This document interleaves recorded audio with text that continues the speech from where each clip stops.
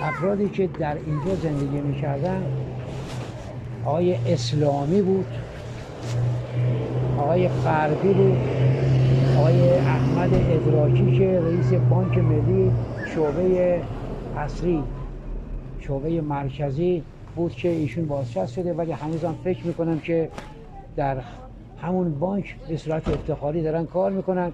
میتونید با ایشون هم یه وقتی برنامه بذارید، مصاحبه داشته باشید. آقای احمد ادراکی که بتونن بیشتر درباره این محل و این مکان به شما صحبت کنن. آقای حمیدی بود. اینا چند نفر همسایه های همین قسمت بودن بعد از این امامزاده. این کوچه بعدی آقای مجید وفامند بود که از فرهنگیان بود.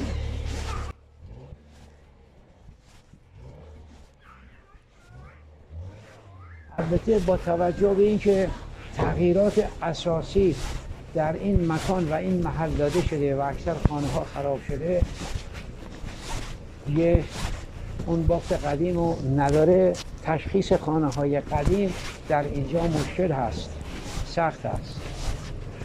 الان ما وارد محوطه شدیم که در این محوطه خانه هایی بوده که خود من از اون خانه ها خاطره داشتم. من تصور میکنم منزل آقای اسلامی اینجا بود.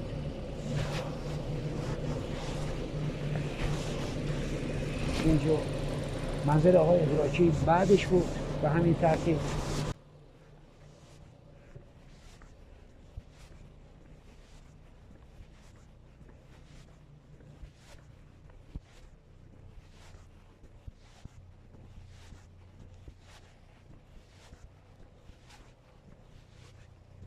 بله هنوز هست. یکیش منزل آقای ادراکی بود، یکیش هم منزل آقای حمیدی بود. این دوتا در کنار هم دیگه ما هر وقت میمدیم اینجا این دوتا دوست رو با هم میدیدیم، آقای حمیدی و آقای احمد ادراکی. در خدمتشون بودیم. منزل آقای وفامند پشت این قسمت هست و تصور میکنم که به طور کلی خراب شده و افتاده در داخل خیابونی که کشیدم.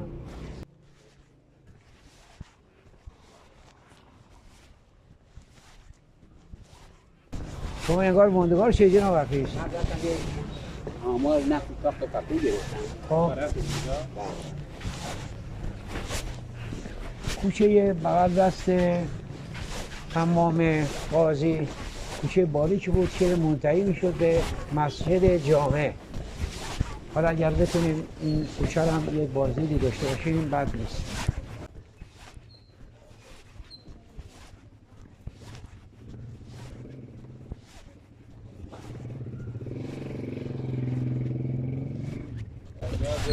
حمام‌های اطراف هم صدا کنید به جز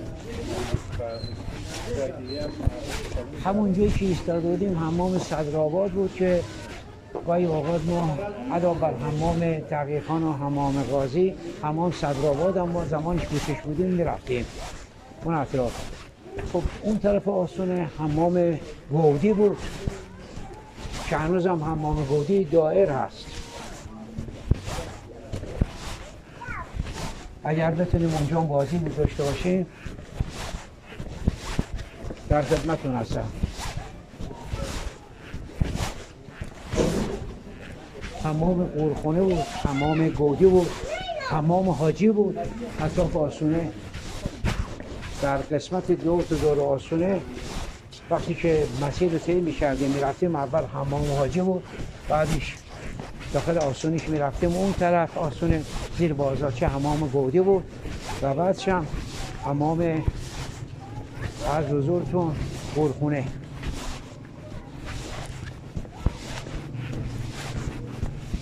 خیلی عوض شده، اصلا همه چی عوض شده، همه چی تغییر پیدا کرده.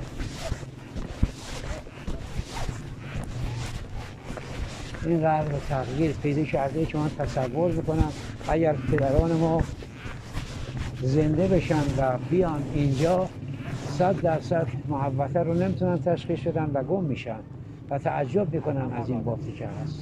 زیرا جناب آقای حفیظ تمام افراد رو به قول معروف خونه به خونه خدمت جناب تعریف کردن و معرفی کردن که این خونه ها کیا بودن، کیا میشناسن و کلانه یکی دو خونش بود، خونه آقای ادراکی هنوز بود، خونه آقای حمیدی هنوز بود، خونه آقای اسلامی هنوز بود، ولی که بعضی از خونه ها خونه آقای وفامند جز خیابون شده بود، دیگه نبود. و اومدیم همون جایی که قبلا بودیم. مسیر اصلی ما از همون کوچه اسکندری بود به طرف خونش میرفتیم در زمان قدیم.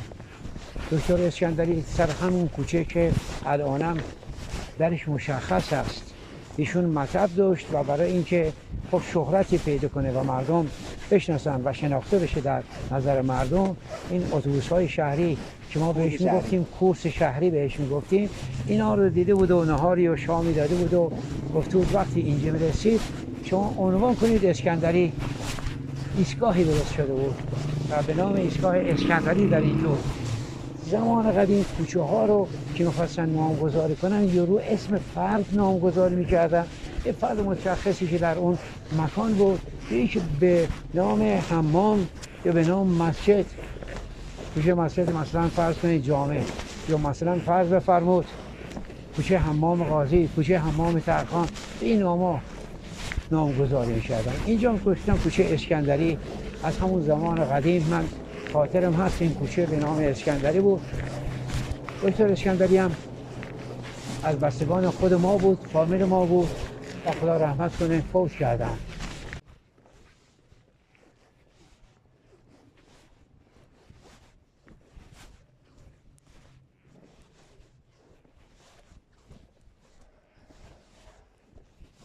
من نظرم بر این بود که اگر شهردار شیراز برای حفظ و نگهداری بافت قدیم می‌آمد یک حصاری به طور کلی و کامل دور تو دور بافت قدیم می‌کشید و می‌ذاشت به همین حالت باقی بمونه و اگر مرمت چیزی احتیاج داشت مرمت رو انجام میداد که این خاطرها از بین نره، برای نسل آینده بمونه.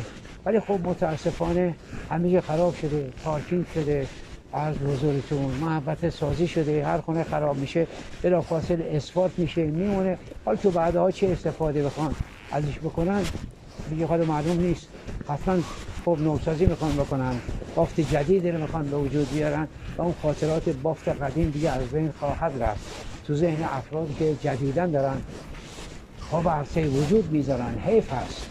من اگر احتمالاً قبل از اینکه این برنامه رو انجام بخوام بدن این پیشنهاد رو داشتم، حتی برای شاه چراغ و سید میر محمد حتی آستانه میتونستن محبت سازی بکنن، ولی حصار رو دور تا دور همه اینا میکشیدن که بتونن استفاده کنن.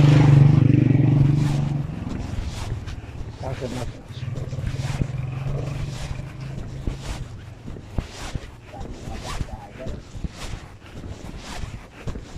اینجا منزل آقای منصوری است. نمیدونم تشریف بردید با خودش.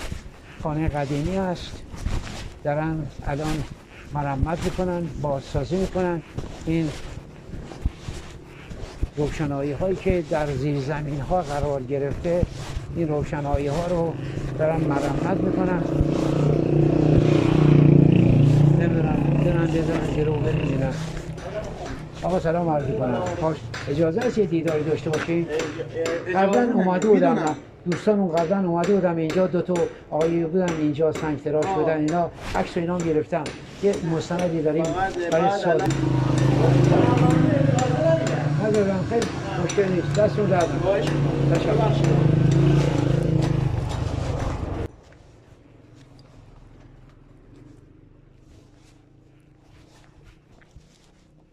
تقریبا من 15 روز قبل داخل این بودم، فیلم گرفتیم، عکس گرفتیم، جای مختلف دیدیم و بخود تمام صدرآبادم یه دیدار داشته باشید.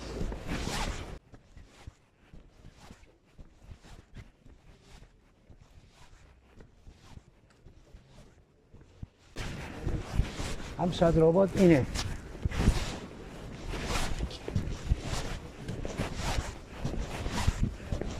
قیمتش چیه اسمه که چقدر هزینه زدید اون موقع؟